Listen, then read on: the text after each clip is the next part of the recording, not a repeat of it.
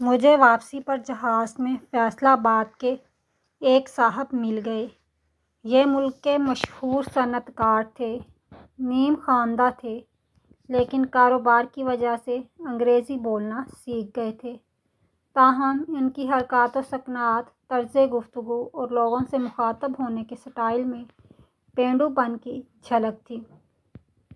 میرا تجربہ ہے، انسان اپنی بیک گراؤنڈ، اپنی شکل، اپنے لباس اور اپنے کریڈٹ کارڈ کے پیچھے چھپا سکتا ہے، لیکن اس کی زبان اس کے تمام بھید کھول دیتی ہے۔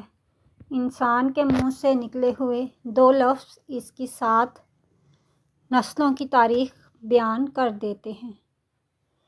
یہ صاحب بھی جہاز میں اپنے لفظوں سے اپنی خاندانی تاریخ کا اشتہار لگا رہے تھے۔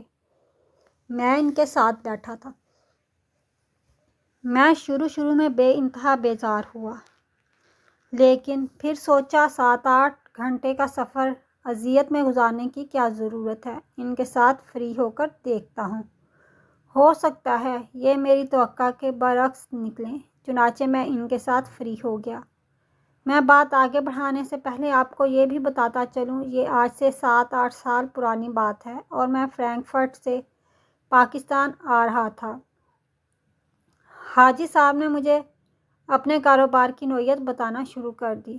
انہوں نے کاروبار کیسے سٹارٹ کیا، یہ کاروبار کو آگے لے کر کیسے بڑھے، آج کل ٹیکسٹائل انڈسٹری کو کیا کیا چیلنجز درپیش ہیں، گورے پاکستانی صنعت کاروں سے کیا چاہتے ہیں، چین اور انڈیا کس تیزی سے اس فیلڈ میں آگے آ رہے ہیں، اور حکومت کو ٹیکسٹائل انڈسٹری کے لیے کیا کرنا چاہیے، وغیرہ وغیرہ۔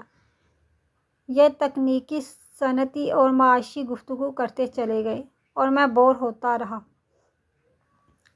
اس گفتگو کے دوران اچانک حاجی صاحب نے ایک دلچسپ فکرہ پھینکا۔ انہوں نے کہا، میں اگر خودکشی نہ کرتا تو میں آج اتنا کامیاب نہ ہوتا۔ میں سیدھا ہو کر بیٹھ گیا، کیونکہ یہ میری زندگی کے پہلے کامیاب شخص تھے جو اپنی کامیابی کا کریڈٹ خودکشی کو دے رہے تھے۔ حاجی صاحب نے اپنی زندگی کے ابتدائی ورق پلٹنا شروع کر دیے۔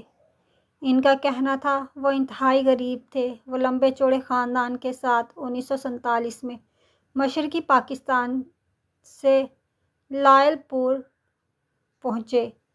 انہیں 5 مرلے کا گھر الاٹ ہوا، جس میں 3 بھائی، ان کے 12 بچے، 4 بہنیں اور والدین رہتے تھے۔ بازار اور کارخانے بند تھے، کام تھا نہیں، اور گھر میں کھانے پینے کی اشیاء کی شدید قلت تھی۔ بچے دودھ کی وجہ سے روتے تھے اور خاندان کے پاس دودھ کے لیے پیسے نہیں ہوتے تھے۔ حاجی صاحب کا کہنا تھا، میں اس وقت 10 سال کا بچہ تھا۔ میرے بھائیوں اور والد نے کاروبار کی کوشش کی، لیکن ناکام رہے۔ ہم سب نے نوکریاں اور مزدوریاں تلاش کیں، لیکن ہم اس میں بھی کامیاب نہیں ہوئے۔ میں نے 10 سال کی عمر میں مزدوری شروع کی اور 20-22 سال کی عمر تک اینٹیں، روڑی، بجری اور سیمنٹ ڈھوتا رہا۔ اس دوران میری شادی بھی ہو گئی۔ مجھے اللہ تعالیٰ نے 2 بیٹے بھی دے دیے، لیکن میرے حالات ٹھیک نہ ہوئے۔ غربت کی وجہ سے ہمارے گھر میں لڑائی جھگڑے ہوتے رہتے تھے۔ ہم سب بہن بھائی اور ہماری بیویاں آٹے، دال، چاول اور دہی کے لیے ایک دوسرے سے لڑتی رہتی ہیں۔ ہمارے بچے بھی ایک دوسرے سے الجھتے رہتے تھے اور ہمارے والدین بھی ہمیں برا بھلا کہتے رہتے تھے۔ میں ان حالات کے ہاتھوں بری طرح تنگ آ گیا۔ چنانچہ ایک دن میرا بیوی کے ساتھ جھگڑا ہوا اور میں نے خودکشی کرنے کا فیصلہ کر لیا۔ میں نے بازار سے زہر خریدا اور یہ زہر لے کر گھر کی چھت پر چڑھ گیا۔ میرا خیال تھا میں زہر پیوں گا اور گھر کی چھت پر کھلے آسمان کے نیچے چپ چاپ دنیا کے دکھوں سے آزاد ہو جاؤں گا۔ میں نے زہر کی بوتل سامنے رکھی، ڈھکن کھولا اور بوتل کو دیکھنا شروع کر دیا۔ یہ نومبر کی ٹھنڈی شام تھی۔ سورج غروب ہو رہا تھا اور میں چھت پر آلتی پالتی مار کر بوتل کے سامنے بیٹھا تھا۔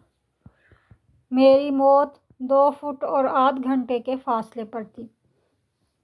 میں نے اس کیمیکل کے 3 گھونٹ بھرنے تھے اور میں آدھ گھنٹے میں دنیا اور اس کے دکھوں سے آزاد ہو جاتا۔ میں نے بوتل کی طرف ہاتھ بڑھایا، لیکن بوتل کو چھونے سے پہلے میرے دماغ میں ایک عجیب خیال آیا۔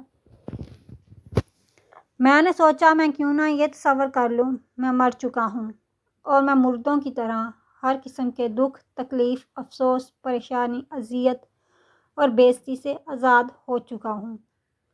مجھے اب مردوں کی طرح گرمی کا احساس ہوتا ہے اور نہ ہی سردی، دھوپ اور دھواں ڈسٹرب کرتا ہے۔